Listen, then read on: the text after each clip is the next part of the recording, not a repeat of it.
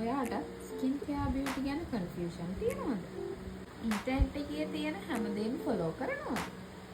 ගොඩාක් අය හිතනවා ට්‍රෙන්ඩින් වෙන හැම ක්‍රීම් එකම සහ හැම ට්‍රීට්මන්ට් එකක්ම ආවහම අපිට ඒක ගැලපෙනවා කියලා ගිහිල්ලා ඒක කරනවා.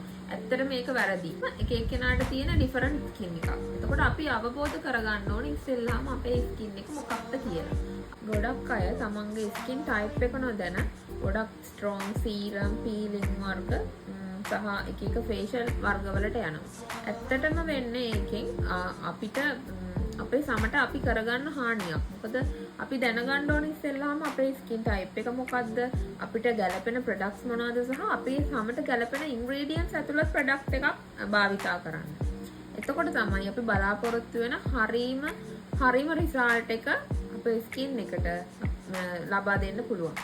ඔයාගේ ස්කින් එක හරියටම ඇනලයිස් කරලා ඔයාට ගැලපෙන හරීම ස්කින් කෙයාර් රූටින් එක වගේම ඔයාට ගැලපෙන හරීම ට්‍රීට්මන්ට් එක මගින් ඔයාට හරිම හොඳ රිසල්ට් එකක් ලබා දෙන්න අපි ලෑස්තියි.